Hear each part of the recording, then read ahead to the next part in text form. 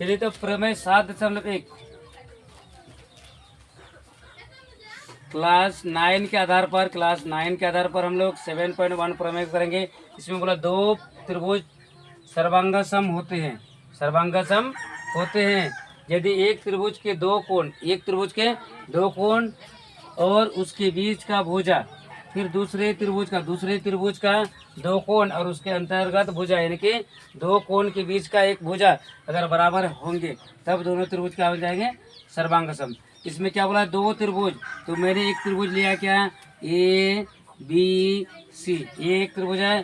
फिर मैंने दूसरा त्रिभुज लिया क्या, डी ई एफ, हो गया दो त्रिभुज लिए। इसमें कोण क्या है, इस त्रिभुज पहला त्रिभुज से, ये पहला त्रिभुज है, ये दूसरा त्रिभुज है। पहला त्रिभुज चित्र के हिसाब से हम लोग देख रहे हैं कि चित्र 1 में क्या है पहला त्रिभुज, चित्र 2 में दूसरा त्रिभुज है। इसमें से हम लोग पहले जानना होगा क्या, कोण के बारे में। किसके बारे में, कोण। तो यहाँ कोण क्या है, ये वाला कोण है, इस कोण का नाम क्या है, ए, इस कोण का नाम क्या है, बी, और इस कोण का नाम क्या है, सी। ये बी ए है, ये बी है, ये सी है, और ये जो गणितीय संकेत है इसको हम लोग कहते हैं कोण। इस चिन्ह को अगर इस तरह से दे दिए, इस तरह से दे दिए तो ये कोण नहीं कहलाएगा, कोण नहीं कहलाएगा। क्या कहलाएगा, लेस देन, हो गया। तो इस तरह से ये जो चिन्ह है ये तिरछा आएगा और ये सीधा जाएगा, ये तिरछा आएगा सीधा जाएगा, तिरछा आएगा सीधा आएगा, और इधर से तिरछा इधर से भी तिरछा निकाले तब वो कोण नहीं कहलाएगा, कोण नहीं कहलाएगा।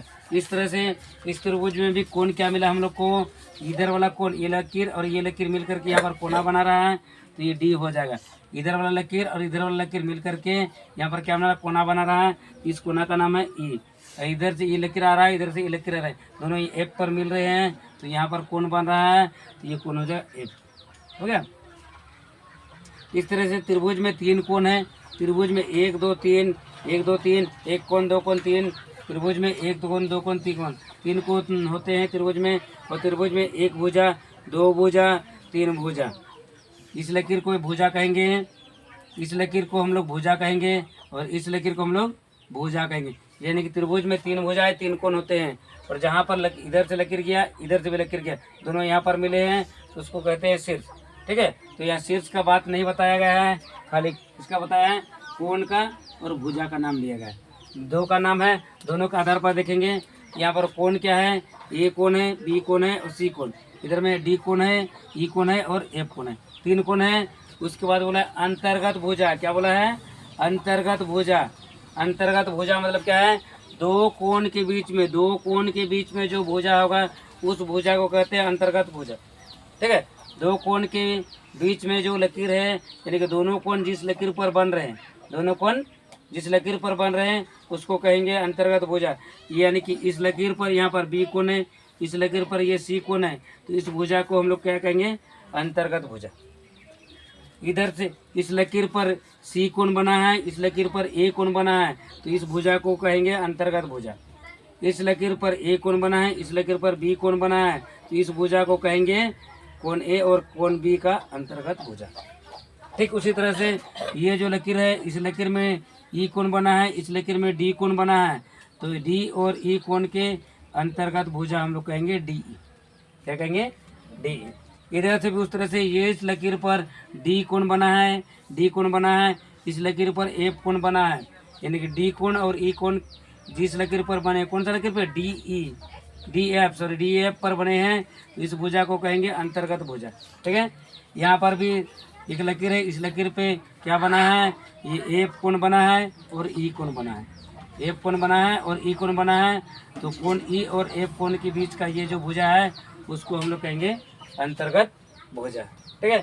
तो इसके आधार पर अगर देखने जाएंगे, दो त्रिभुज, एक त्रिभुज के दो कोण, एक त्रिभुज के दो कोण, इसमें से कोई भी दो कोण, यानी कि 1 2 3, 3 कोण है, 3 कोण में से 2 कोण को ले लीजिए, तो हम लोग इन दोनों को लेते हैं, यानी कि कोण ए लेते हैं और कोण बी लेते हैं, कोण ए लेते हैं और कोण बी लेते हैं। तो इसमें से किसको लेंगे, किसी को भी ले सकते हैं, 2 ठो, किसी को भी ले सकते हैं। ऐसा नहीं कि मैंने आगे वाला को 2 ठो लिया, पीछे वाला को छोड़ दिया, हम भी आगे वाला को लेंगे। सर ने लिया है जो 2 ठो आगे वाला, तो हम भी आगे वाला 2 ठो लेंगे, ऐसा नहीं। आगे के साथ पीछे ले सकते हैं, पीछे के साथ पीछे ले सकते हैं, ठीक है। दैट मीन बीच के साथ लास्ट वाला भी ले सकते हैं, मिडिल के साथ लास्ट वाला भी ले सकते हैं, किसी को भी 2 ठो ले सकते हैं, ठीक है। इधर में मैं ले रहा हूँ इन दोनों को ले रहा हूँ, क्या ले रहा हूँ, कौन ई ले रहा हूँ और कौन एफ ले रहा हूँ, ठीक है। तो यहाँ देखते हैं फिर बोला है 2 कोण, कितना कोण होना चाहिए, 2 कोण होना चाहिए, क्या होना चाहिए, 2 कोण।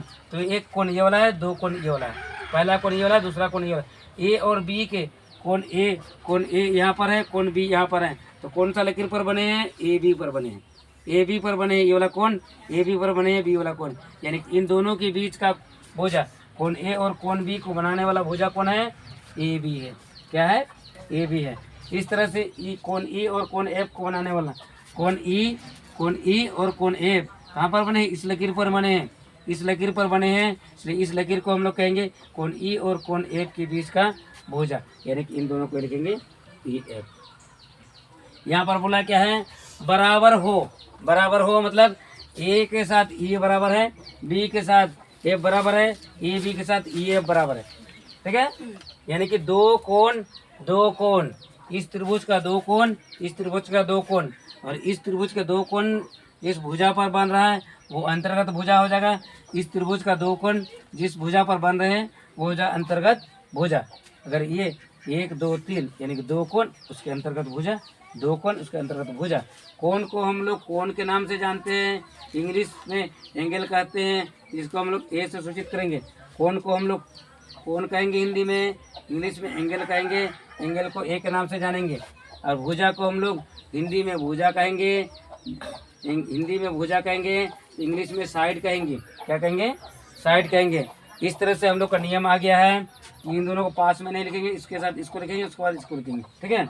यानी कि ए एस ए, अगर गलती से कहीं लिखा गया है, गलती से अगर कहीं लिखा गया जैसा लिखा गया है वैसे ए एस, तो ये भी गलत नहीं है, ये भी गलत नहीं है। ए एस ए यानी कि ए मतलब क्या होता है, कोण भुजा कोण, कोण भुजा कोण, एंगल साइड एंगल, या तो हम लोग एंगल साइड दोनों ही कह सकते हैं, दोनों ही कह सकते हैं। अगर ये चीज़ मिल रहा है तब हम लोग कहेंगे ये जो लिखे हैं कहाँ से लिखे हैं, ए बी सी त्रिभुज से, कहाँ से, ए बी सी त्रिभुज से, ए बी सी। और त्रिभुज का गणितीय संकेत ये वाला है, त्रिभुज का गणितीय संकेत ये वाला है।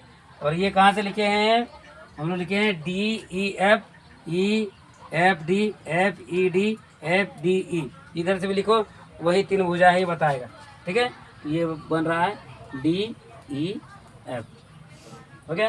ये इस त्रिभुज में ए बी सी त्रिभुज में, डी ई त्रिभुज में दोनों कोण बराबर है, दोनों कोण बराबर है, वो दोनों कोण के बीच का भुजा भी बराबर है, तब हम लोग कहेंगे कि त्रिभुज ए बी सी और डी ई एफ दोनों क्या है, सर्वांग सम है। क्या कहेंगे, सर्वांग सम। यही प्रमेय में बताया, यही प्रमेय में बताया है। इसको हम लोग चेंज भी कर सकते हैं, चेंज मतलब समझने के लिए हम चेंज कर सकते हैं। इस भुजा पर भी ले सकते हैं हम लोग, बी कोण और सी कोण भी ले सकते हैं, बी कोण और सी कोण भी ले सकते हैं, बी कोण और सी कोण भी ले सकते हैं। तो इधर में डी और एफ भी ले सकते हैं, डी और एफ भी ले सकते हैं। लेकिन जब डी और एफ लेंगे तो डी कोण यहाँ पर बना है, एफ कोण यहाँ पर बना है, इसका भुजा क्या है, डी एफ हो जाएगा।